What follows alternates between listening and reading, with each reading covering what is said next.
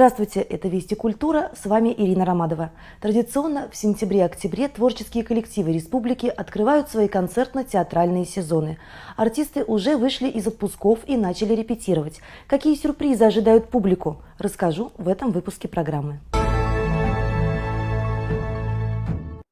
Русский драматический театр получил грант главы Чувашии впервые за последние 9 лет. На эти средства здесь поставят спектакль по пьесе Лопе де Вега «Учитель танцев». Будет достаточно неожиданный перевод. Новый перевод будет сделан, то есть он будет не в стихах, а в прозе. Эта пьеса достаточно давно заявлялась, и поскольку у нас очень хороший, так скажем, хореографическая подготовка актеров, а спектакль «Учитель танцев» это без танцев невозможно.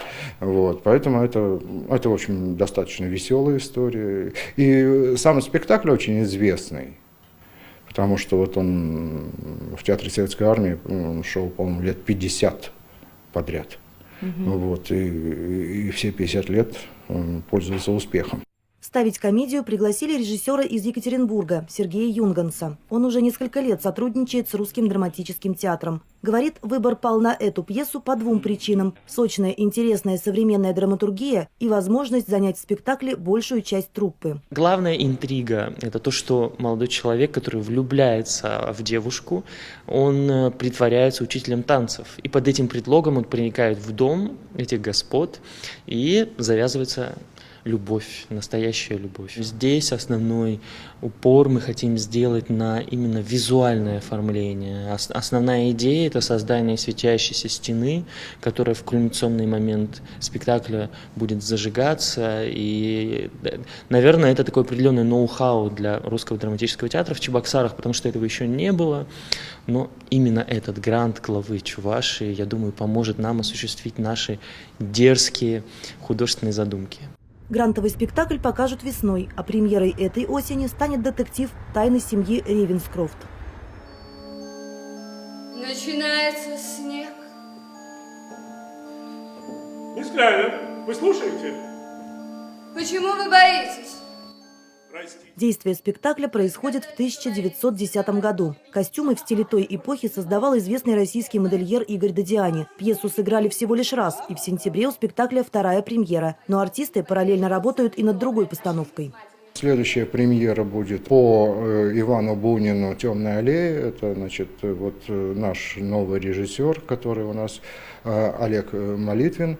Он сам из Петербурга. Вот они сейчас очень плотно занимаются этим спектаклем. Это будет не по всему циклу рассказов, как вы понимаете. «Темная аллея» — это большой сборник, из которого мы взяли для спектакля 3 рассказа и сделали пьесу. Драматург Анастасия Колесникова написала пьесу специально вот для этого спектакля из 3 рассказов. Мы не будем делать вчистую реставрацию эпохи. То есть это время действия рассказов, это где-то там первая половина 20 века, даже скорее начало 20 века. Но поскольку все эти истории про взаимоотношения людей, про их внутренние переживания, про их рефлексии, про страсти, про встречи и расставания. И все это очень знакомо и близко нам, и понятно, и такие же ситуации, в принципе, так или иначе могут происходить сегодня. Поэтому мы чуть-чуть, это я скорее говорю про визуальный ряд, да, что мы чуть-чуть будем отходить от такого историзма в сторону некого как бы более вневременного решение. Олег, а ваше личное отношение к Бунину какое? И работали ли вы раньше с этим материалом? Бунин — это тот материал, с которым я давно хотел поработать. Он был у меня в портфеле, я о нем думал, и поэтому, собственно, он и возник. Процесс насыщенный, плодотворный, интересный. То есть это такой процесс, когда мы не делаем так, как сказал я, а мы вместе что-то ищем. Ну, то есть не просто так, встань сюда, скажи это. Да? А мне, конечно, интересен здесь процесс такого сотворчества, потому что это, в принципе, очень актерский материал, там много таких моментов, которые нужно пробовать здесь и сейчас находить, а не застраивать. Спектакль увидит свет в середине октября. Ну а еще одну, уже традиционную премьеру, Русский драматический театр покажет зимой. Порадует юных зрителей новогодней сказкой. Кроме того, артистов ждут гастроли в Кинешму и Казань. В этом году столетие отмечает один из старейших национальных театров России – Чувашский драматический. Его прошлый сезон был насыщен премьерами, торжествами, наградами, гастролями в Москве и Санкт-Петербурге. А благодаря новому автобусу, подаренному руководством республики в честь юбилея театра, труппа с начала августа ездит со спектаклями по районам Чувашии, а параллельно готовит новые постановки. Еще до официального открытия своего 101-го театрального сезона чувашская драма представит премьеру спектакля «Миллион терзаний» по пьесе Валентина Катаева.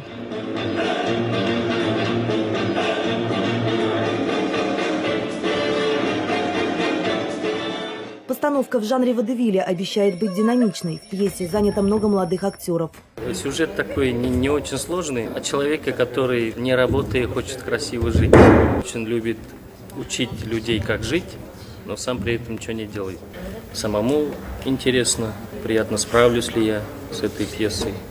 И вообще в жанре водевиля я сам как актер играл, но никогда не ставил. Ставил какие-то бытовые комедии больше. А в чем сложность именно постановки в жанре водевиля? Очень опасно ошибиться вот именно в бытии, вообще в общении, в музыке, в пластике. До конца года театр планирует, кроме водевиля, выпустить еще 2 премьеры и отметить юбилеи. Второй спектакль у нас комедия будет. Режиссер Наталья Алексеевна Сергеева, заслуженная артистка Чувашской республики. Третий спектакль мы традиционно выпускаем на Новый год новогодние сказки, как Данила счастье искал. Режиссером будет молодой актер нашего театра Иванов Василий. Будем проводить юбилейные вечера. На самом деле вот у нас очень таких маститых мастеров сцены. У нас вот одна из них Вера Кузьминична Кузьмина, народная артистка СССР. 16 ноября ей исполнится 95 лет. 7 декабря Нины Ильиничны Григорьевой исполнится 80 лет. Кроме того, труппа чувашской драмы в этом сезоне отправится на гастроли по городам Урала и Сибири. На гастроли в этом сезоне поедут и артисты театра, оперы и балета. Солисты и оркестр вновь посетят Ярославль в рамках федерального проекта «Большие гастроли». Балетная труппа уже в сентябре откроет международный фестиваль в Сыктывкаре, а зимой по традиции отправится в европейское турне. И все это помимо масштабных премьер, которые сейчас готовятся в театре. Балет «Атила» на грант главы Чувашии и опера «Мадам Баттерфляй». Но обо всем по порядку. Грант на постановку «Аттилы» театр получил в прошлом году. Работа началась с нуля, с написания музыки и либретто. Работать с музыкой новой, написанной специально для спектакля, это такая совершенно отдельная история. В моей практике это не первый раз, так скажем, но я немножко отвык от этого, потому что когда работаешь с музыкой уже когда-то кем-то визуализированной, так скажем, на сцене, это всегда легче. Почему, не знаю, но есть вот какой-то такой момент. А когда работаешь с музыкой только что написанной, надо как-то сначала ее принять. Для этого нужно неоднократное количество, там, не 100 и не 200, а гораздо больше раз ее послушать, понять драматургию, внутренний ритм, чтобы увидеть движение на сцене, увидеть драматургию на сцене и вообще визуализировать это как-то. Но в результате это, конечно, намного сложнее, но это, конечно, намного интереснее. Музыку к «Аттиле» написал чувашский композитор Андрей Галкин. Некоторые номера уже поставлены. Премьера у нас назначена и состоится этой осенью. Это работа над спектаклем на грант главы Чувашской республики. Более того, это, так скажем, мировая премьера. А мировых премьер не так уж много за год выпускается в России, да и в Европе, там, в мире в целом. Это довольно сложный спектакль, основанный на легенде и основанный на биографии этого полководца, который имеет, во всяком случае, история гуннов имеет непосредственное отношение к нашему Поволжскому региону, к расселению и возникновению национальность. Если декорации и костюмы к новому балету пока в разработке, то к опере о любви японской девушки Чио Чио-сан и американского лейтенанта Пинкертона вовсю шьются кимоно и национальные головные уборы. Над этой оперой работает художник Медведь Владимир Иванович. Приехал он из Ульяновска, привез нам эскизы, и вот мы выполняем. Он курирует, приезжает периодически, помогает нам, направляет. К спектаклю готовятся и необычные декорации. Художественных в этот раз не будет, а эти конструкции заиграют разным светом, изображая японские фонари. Опера «Мадам Баттерфляй» откроет фестиваль имени Михайлова. Солисты оперы, хор и оркестр уже приступили к работе над оперой «Мадам Баттерфляй» Пучини. Здесь вот с этой постановкой мы попали в какие-то датируемые мероприятия, совершенно случайно, то есть задумки такой изначально не было, просто было желание сделать именно этот материал, который прекрасно расходится на нашу труппу, на наших солистов.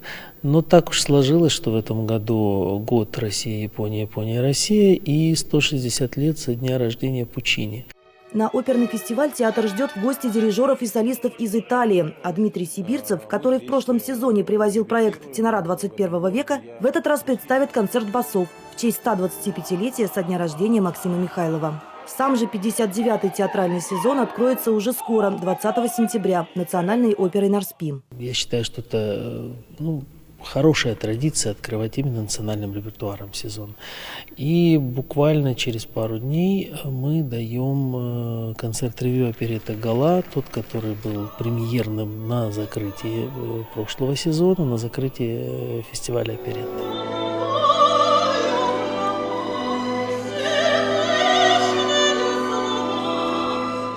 Но еще до начала сезона, 5 сентября, в театре пройдет 10-й Всемирный парамузыкальный фестиваль. Впервые в Чебоксары приедут параартисты из разных уголков страны и мира. Вместе с ними выступят и местные ребята. Нашему театру тоже есть чем и кем гордиться. К нам в труппу пришло 7 выпускниц Ешкаролинского хореографического колледжа, наших, чебоксарских. Министерство платило за их обучение на протяжении 5 лет. И они пришли к нам работать. Наш солист Иван Николаев стал лауреатом конкурса «Орфей-2018», который проводился в Грозном памяти Муслима Магомаева. Солистка нашего театра Татьяна Тайбахтина получила почетную грамоту Министерства культуры Мариэл. Солист нашего театра Дмитрий Семкин получил награду в сфере театрального искусства тоже Республики Мариэл за лучшее исполнение партии. Культурная жизнь в предстоящем сезоне обещает быть интересной и насыщенной. Как говорится, успеть бы на все премьеры. Но не стоит забывать, что кроме театральных в столице республики работают и другие творческие коллективы.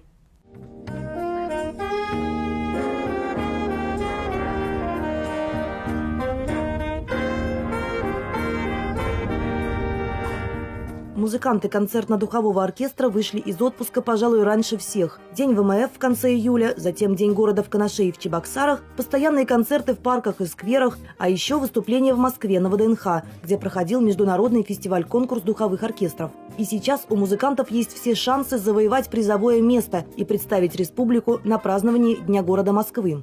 В начале сентября, где-то со 2 сентября, так думаю, будет открыто голосование в группе ВКонтакте фестивальный. Можно будет отдать голоса за нас, для того, чтобы мы поехали в Москву.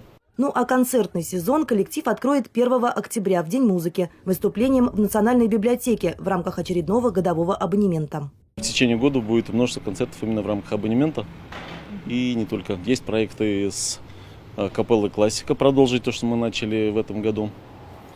На стадии сейчас создания проекта «Голоса нашего города». Мы хотим попробовать с лучшими вокалистами нашего города сделать ряд концертов.